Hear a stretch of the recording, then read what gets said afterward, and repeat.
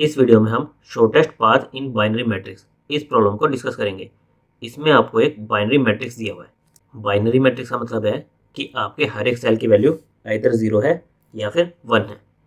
इसमें आपको starting cell से लास्ट सेल पर जाना है और मिनिमम स्टेप्स में जाना है। स्टेप्स का क्या मतलब है, जितने सेल्स को आप विजिट करोगे स्टार्टिंग से एंड पर जाने में उतने आपके स्टेप्स हो जाएंगे। और हमें ट्रैवर्सल के कुछ रूल्स दिए हुए हैं। रूल्स क्या है, हम एक सेल से उसके 8 नेबर्स, जैसे अगर ये वाला सेल है इससे ये वाला नेबर अप डाउन लेफ्ट और डायगोनल्स, इन 8 डायरेक्शन में मूव कर सकते हैं। और हम केवल 0 वैल्यू वाले सेल पर ही जा सकते हैं। जैसे इस 0 से मैं इस 0 पर जा सकता हूँ, जहाँ पर 1 है उस सेल पर मैं नहीं जा सकता, वो मेरे लिए ब्लॉकेज है। तो अगर हम इस एग्जांपल को देखें, हमारे पास क्या क्या पाथ हो सकते हैं। हम यहाँ से यहाँ जाए, फिर यहाँ जाए, फिर यहाँ जाए, फिर यहाँ जाए। इस पाथ में हमने कितने सेल्स को विजिट किया, 5 सेल्स को विजिट किया। और दूसरा पाथ क्या हो सकता है, हम यहाँ से यहाँ जाए, यहाँ से डायगोनली यहाँ जाए, यहाँ से यहाँ जाए। इस पाथ में हमने 4 सेल्स को विजिट किया। तो हमें शॉर्टेस्ट पाथ, यहाँ से यहाँ तक का जो शॉर्टेस्ट पाथ होगा वो रिटर्न करना है। तो हमारा शॉर्टेस्ट पाथ कितना आया, 4। तो हमें 4 रिटर्न करना है। जब भी आपको किसी मैट्रिक्स में शॉर्टेस्ट पाथ फाइंड आउट करने को कहा जाए तो सबसे पहले आपके दिमाग में आना चाहिए BFS, क्योंकि BFS हमारा क्या होता है, शॉर्टेस्ट पाथ फाइंड आउट करने के लिए यूज होता है। जनरली हमारा BFS किस पर लगता है, ग्राफ पर लगता है। ग्राफ में आपके क्या होते हैं, वर्टिसेस होते हैं और उनके बीच में एज होती है। हम क्या करते हैं, हम स्टार्टिंग वर्टेक्स से शुरू करते हैं, उसके नेबर्स को क्यू में डालते हैं, फिर उनके नेबर्स को विजिट करते हैं। इस तरह से ट्रेवर्स करते हैं। हमारे मैट्रिक्स में हम हर एक सेल को एज ए वर्टेक्स ट्रीट कर सकते हैं। और जो हमारी 8 डायरेक्शन है, जैसे ये वाला अगर सेल था, इसके 8 नेबर्स ये थे, तो हम इनको एज ए नेबर्स कि इनके बीच में एक एज है, इस तरह से ट्रीट कर सकते हैं। जैसे मान लो मैं इस सेल पर हूँ, इस सेल के 8 नेबर्स क्या होंगे, एक इधर होगा, एक इधर होगा, लेफ्ट में होगा, डाउन में होगा, ये डायगोनल में होगा, ये होगा, ये होगा, और एक अपर डायगोनल होगा। ये मेरे 8 नेबर्स होंगे। लेकिन इनमें से मेरे इस मैट्रिक्स के अंदर कौन कौन से हैं, केवल ये 3 नेबर्स हैं। यानी कि वैलिड लोकेशन मेरे पास क्या है, ये 3 है। इसमें से भी 0 मेरी कौन सी है, केवल एक लोकेशन है, मैं 1 पर तो जा नहीं सकता। तो मेरे पास डायरेक्शन 8 है, लेकिन मैं कहाँ पर जा सकता हूँ, केवल इस पर। यानी कि इस वर्टेक्स से, मेरे स्टार्टिंग वर्टेक्स से केवल इसके बीच में एक एज है, बाकी जगह पर एज नहीं है। और ये 8 नेबर हम फाइंड आउट कैसे कर सकते हैं।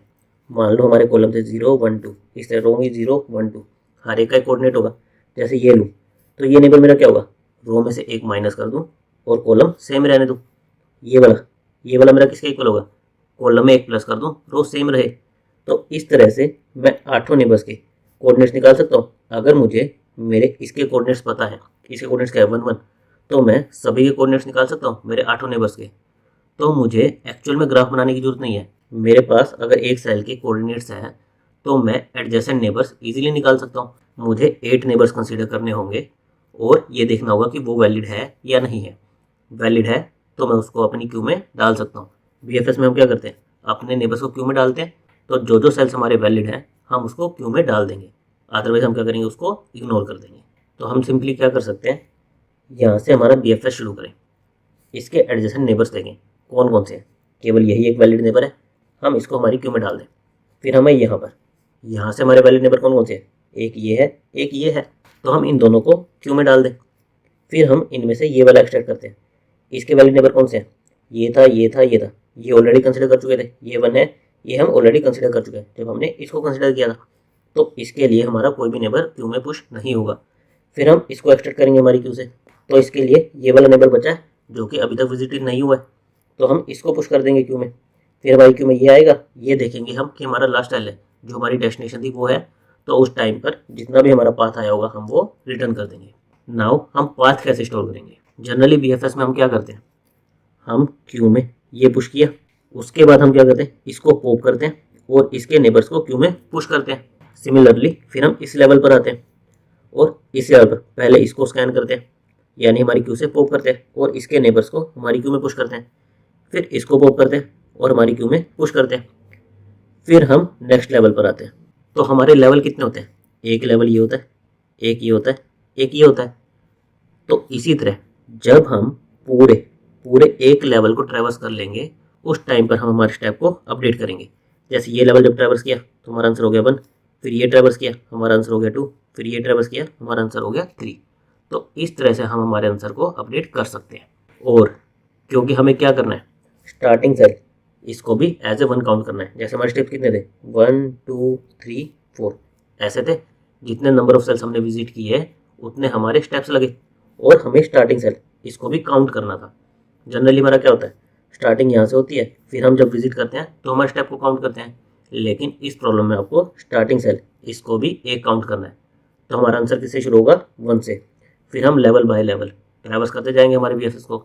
जब हमारा एक लेवल खत्म होगा तो हम स्टेप को इंक्रीमेंट कर देंगे, और जैसे ही हम लास्ट इस इंडेक्स पर आएंगे हम हमारे आंसर को रिटर्न कर देंगे। जो भी अब तक हमें स्टेप लगे होंगे वो हम रिटर्न कर देंगे। एक चीज़ और, हमने जब इस सेल को ट्रैवर्स किया था तो हमने इसे और इसे हमारी क्यू में पुश कर दिया था। फिर हमने जब इस सेल को पॉप किया तो ये इसका नेबर था, पर हमने इसको दोबारा क्यू में पुश नहीं किया, क्योंकि BFS में क्या होता है, आपका एक सेल एक ही बार क्यू में पुश होता है, तभी उसकी टाइमिंग कॉम्प्लेक्सिटी कम आती है। अगर हम बार बार सेम नोड को पुश करते जाएंगे तो हमारा क्या होगा, टाइमिंग कॉम्प्लेक्सिटी बढ़ती जाएगी। तो हम ये कैसे पता करें कि हम इस सेल को ऑलरेडी हमारी क्यू में स्टोर कर चुके हैं, यानी कि हम इसको ऑलरेडी विजिट कर चुके हैं। इसके लिए हम क्या बना सकते हैं, एक विजिटेड एरे बना सकते हैं। जिसको हमारी क्यू में पुश करते जाएंगे उसको हम विजिटेड मार्क करते जाएंगे। तो एक बार हम ये पूरी अप्रोच इस एग्जाम्पल पर लगाकर देख लेते हैं। हमें ये गिवन मैट्रिक्स था 0 0 0 1 1 0 1 1 0। हमने एक विजिटेड मैट्रिक्स बना लिया इसी साइज का, ये नोट करने के लिए कि हम किस किस सेल को ऑलरेडी विजिट कर चुके हैं। और सबको हमने स्टार्टिंग में 0 से इनिशियलाइज कर दिया कि अभी हमने किसी भी सेल को विजिट नहीं किया है। हमारी क्यू में क्या रहेगा, हमें BFS के लिए क्या लगेगी, क्यू लगेगी। इनिशियली हमारी क्यू क्या है, एम्प्टी है, और हमारा आंसर क्या है, 0 है। फिर हम क्या करेंगे, हम स्टार्टिंग सेल इसको हमारी क्यू में पुश करेंगे। यहाँ पर हमें कॉर्नर केस चेक करना पड़ेगा। अगर ये स्टार्टिंग सेल ही हमारा 1 होता तो उस केस में क्या था, हम कहीं पर जा ही नहीं सकते थे, हमें स्टार्टिंग सेल से एंड पर जाना था। लेकिन अगर हम स्टार्टिंग सेल पर ही नहीं जा सकते तो हमें क्या रिटर्न कर देना है, -1, कि हम डेस्टिनेशन पर ट्रैवर्स नहीं कर सकते। लेकिन इस केस में क्या है, हमारा एग्जाम्पल 0 है, तो हमें क्या करना है, स्टार्टिंग सेल को हमारी क्यू में पुश करना पड़ेगा। हम इस सेल को क्यू में कैसे पुश करेंगे, हम बेसिकली इसके x और y कोऑर्डिनेट्स इनको हमारे सेल में पुश कर देंगे। तो हमने 0 0 क्यू में पुश कर दिया, और क्योंकि हमें स्टार्टिंग सेल इसको भी एज ए स्टेप कंसिडर करना था तो हम हमारे आंसर को अपडेट कर देंगे 1। तो हमारी स्टेट हो गई ऐसी, हमारी क्यू में आ गया 0 0, आंसर में आ गया 1। हमने इसको विजिटेड मार्क कर दिया कि इसको हम कंसिडर कर चुके हैं। फिर हम क्या करते हैं, BFS में हमारी क्यू में जो भी सबसे फ्रंट एलिमेंट होता है उसको पॉप करते हैं। पॉप करने के बाद उसके जो एडजेसेंट एलिमेंट होते हैं, ये हमारा एलिमेंट है, इसका एडजेसेंट क्या है, ये 3 है। इधर वाला पार्ट तो मेरा बाउंड्री के बाहर है, तो ये तो इनवैलिड सेल है, मुझे ये 3 सेल कंसिडर करने हैं। इसमें से भी ये 1 और ये 1, इन पर तो मैं जा नहीं सकता, तो मैं क्यू में इसको पुश कर दूंगा। बेसिकली 0 1 x y मैं इसको पुश कर दूंगा, और ये मेरा पॉप हो गया। और पॉप होने के बाद मैंने यहाँ पर ये सेंटिनल, बेसिकली हर लेवल के बाद मैं एक सेंटिनल नोड लगा रहा हूँ कि अब मुझे आंसर को अपडेट करना है। मेरा एक लेवल 0 0 से एक लेवल पूरा हो गया, तो अब मैं आंसर को क्या कर दूंगा, 2। तो अब मेरी स्टेट ये है, मेरी क्यू में 0 1 ये वाला सेल है, मेरा आंसर हो चुका है 2। इसको हमने विजिटेड मार्क कर दिया था। फिर हमें क्या करना है, इसके नेबर्स बेसिकली क्या है, ये 5 है। इसमें से हम इसको ऑलरेडी विजिट कर चुके हैं, ये 1 है, ये 1 है, और ये दोनों अनविजिटेड है। तो हम इन दोनों को हमारी क्यू में पुश कर देंगे। क्यू में क्या पुश होगा, 0 2 1 2, और यहाँ पर इनको विजिटेड मार्क कर देंगे। और अब क्या है, ये हमारी लास्ट नोड थी इस लेवल की, तो हमें आंसर को इंक्रीमेंट करना पड़ेगा 3। तो अब हमारी ये स्टेट आ गई, हमारी क्यू में 2 नोड्स हैं, आंसर हमारा 3 है, बाकी हमारे रिक्वायर्ड मैट्रिक्स है। अब हम इसको 0 2 यानी कि इस सेल को पॉप करेंगे। पॉप करेंगे तो क्या होगा, इसके नेबर्स क्या है, ये 3 है, ये ऑलरेडी विजिट हम कर चुके हैं। यहाँ पर हमारे विजिट मैट्रिक्स से देखकर पता चला कि इसको हम ऑलरेडी विजिट कर चुके हैं। ये 1 है, ये वाला भी हम ऑलरेडी कंसिडर कर चुके हैं। कैसे, हमारे विजिटेड में 1 है, तो हम कुछ नहीं करेंगे, बस इसको पॉप कर देंगे। अब हमारी स्टेट आ गई ऐसी, हमारे क्यू में बच गया एक एलिमेंट, हमारा आंसर अभी भी 3 है, और बाकी हमारे रिक्वायर्ड मैट्रिक्स हैं। हमने इसको पॉप किया 1 2, हमारा ये आया। इसके नेबर्स क्या है, ये 5 है। इसमें से ये हमने देखा, ये विजिटेड में 1 मार्क है, ये भी 1 मार्क है, ये हमारा 1 है, ये हमारा 1 है, ये हमारा अभी अनविजिटेड है। तो हम क्या करेंगे, हमारी क्यू में 2 2 इसको हम पुश कर देंगे, और क्योंकि ये हमारे लेवल की लास्ट नोड थी, आंसर को क्या कर देंगे 4, और यहाँ पर हम इसको विजिटेड मार्क कर देंगे। तो अब हमारी स्टेट क्या है, हमारी क्यू में 2 2, हमारा आंसर है 4। अब हम क्यू से इसको पॉप करेंगे, लेकिन पॉप करते हुए हम देखेंगे कि ये तो हमारा डेस्टिनेशन सेल है। अगर ये डेस्टिनेशन सेल है तो हमें क्या करना है, हमारे आंसर को रिटर्न कर देना है। तो हम 4 रिटर्न कर देंगे कि हमें मिनिमम 0 0 से n क्रॉस n यहाँ पर जाने में मिनिमम 4 स्टेप्स लगेंगे। तो इस तरह से हमारा मैट्रिक्स पर BFS वर्क करेगा। नाउ हम इसमें एक विजिटेड मैट्रिक्स ले रहे हैं। क्या हम सेम काम इस विजिटेड मैट्रिक्स को बिना लिए भी कर सकते थे? तो इसमें हम क्या कर सकते हैं, हमारे गिवन मैट्रिक्स में क्या क्या वैल्यूज हैं, 0 और 1, केवल यही वैल्यूज है। 0 मतलब वैलिड सेल, 1 मतलब इनवैलिड सेल। अगर हमें ओरिजिनल मैट्रिक्स को मॉडिफाई करना अलाउड हो तो हम इस विजिटेड मैट्रिक्स का यूज़ किए बिना हमारे गिवन एरे का यूज़ करके सेम काम कर सकते हैं। कैसे? जब भी हमें किसी सेल को विजिटेड मार्क करना हो, हम क्या करें, उसकी वैल्यू को गिवन मैट्रिक्स में 2 कर दें। 2 क्या रिप्रेजेंट करेगा कि ये मेरा सेल ऑलरेडी विजिटेड है, मैं इसको कंसिडर कर चुका हूँ। 1 मेरा रिप्रेजेंट करेगा इनवैलिड सेल, 0 मेरा रिप्रेजेंट करेगा वैलिड सेल, और 2 क्या रिप्रेजेंट करेगा, वैलिड सेल जिसको हमने ऑलरेडी कंसिडर कर लिया है। जैसे स्टार्टिंग में जब हम 0,0 इसको पुश करेंगे, नॉर्मली हम क्या करते थे, हम विजिट में जाकर इसको 1 मार्क कर देते थे, लेकिन हम ये विजिटेड मैट्रिक्स का यूज़ नहीं करेंगे। तो हम क्या करेंगे, इस गिवन सेल की 0,0 पर 2 स्टोर कर लेंगे। सिमिलरली जब हमें इसका नेबर ये वाला सेल स्टोर करना होगा हमारी क्यू में, तो हम विजिटेड मैट्रिक्स में 1 मार्क करने की बजाय इसको 2 कर देंगे। इससे हमें क्या होगा, इस विजिटेड मैट्रिक्स की ज़रूरत नहीं पड़ेगी। बाकी हमारा पूरा प्रोसेस सेम रहेगा, बस जब हमें विजिटेड मैट्रिक्स में 1 मार्क करना था, हम वहाँ पर गिवन मैट्रिक्स में 2 मार्क कर दे रहे हैं। और हमारे नेबर को कंसिडर करते टाइम हम ये विजिटेड की कंडीशन उसमें ऐड कर देंगे। पहले हम विजिटेड मैट्रिक्स में देख लेते कि वो 1 है या नहीं है। अब हम देख लेंगे कि गिवन मैट्रिक्स में सेल 1 या 2, इनमें से तो कोई नहीं है। 1 मतलब इनवैलिड सेल, 2 मतलब ऑलरेडी विजिटेड, कि इसको कंसिडर नहीं करना है। तो हमारा आगे का प्रोसेस बाकी सेम ही रहेगा। हम इसके नेबर्स को 2 मार्क करेंगे, फिर क्यू से पॉप करते जाएंगे, फिर से जो हमारा विजिट होगा उसको 2 मार्क करेंगे, और जब हमारे लास्ट सेल पर आ जाएंगे तो हमारे स्टेप को रिटर्न कर देंगे। इसकी हमारी टाइम कॉम्प्लेक्सिटी क्या हुई, बेसिकली हम क्या कर रहे हैं, मैट्रिक्स पर BFS लगा रहे हैं, यानी कि गिवन मैट्रिक्स को एज ए ग्राफ कंसिडर कर रहे हैं। ग्राफ के BFS की टाइम कॉम्प्लेक्सिटी क्या होती है, O of V plus E ये होती है। हमारे इसमें वर्टेक्सेस कितने हैं, जितने हमारे सेल्स हैं। हम m क्रॉस n साइज का मैट्रिक्स माने तो हमारे वर्टिसेस कितने हो जाएंगे, m इंटू n, इतने वर्टिसेस हो जाएंगे। एजेस कितनी होगी, हर एक सेल के कोरस्पॉन्डिंग मेरी 8 एज हो सकती है मैक्सिमम, क्योंकि मैं 8 डायरेक्शन में ट्रेवर्स कर सकता हूँ। हर एक सेल के 8 नेबर्स हो सकते हैं, तो मेरी टोटल एजेस कितनी होंगी, m इंटू n इंटू 8, इतनी एजेस होंगी।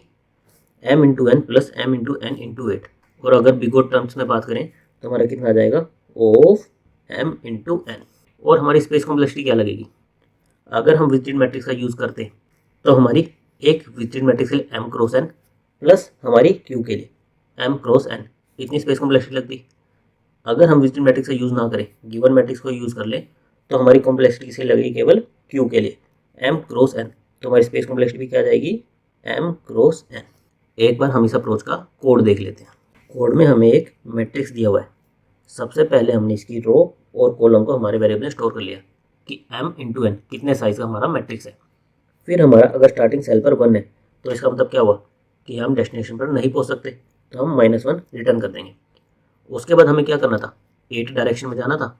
8 डायरेक्शन के लिए हमने देखा था कि हमारे 8 नेबर्स क्या होंगे, आइदर रो में एक इंक्रीज होगा, एक डिक्रीज होगा, सिमिलरली कॉलम में एक इंक्रीज होगा, एक डिक्रीज होगा। तो उन 8 नेबर्स को रिप्रेजेंट करने के लिए हमने एक कोऑर्डिनेट्स लगा दी कि जो हमारा करंट कोऑर्डिनेट है उसमें हमें +1x +1y ये करके एक नेबर निकालना है, +1x +0y ये करके एक नेबर निकलेगा। इसी तरह से जो हमारे 8 वैलिड कॉम्बिनेशन हो सकते थे वो हमने यहाँ पर स्टोर कर लिए। फिर हम BFS के लिए क्या करते हैं, क्यू यूज़ करते हैं। और हमें क्या क्या स्टोर करना था, x, y ये 2 कोऑर्डिनेट स्टोर करने थे। तो हमने किस टाइप की क्यू बनाई, pair of int, x, y coordinate store करने के लिए। फिर हमने स्टार्टिंग से 0,0 को पुश करना था और इसको विजिटेड मार्क करना था।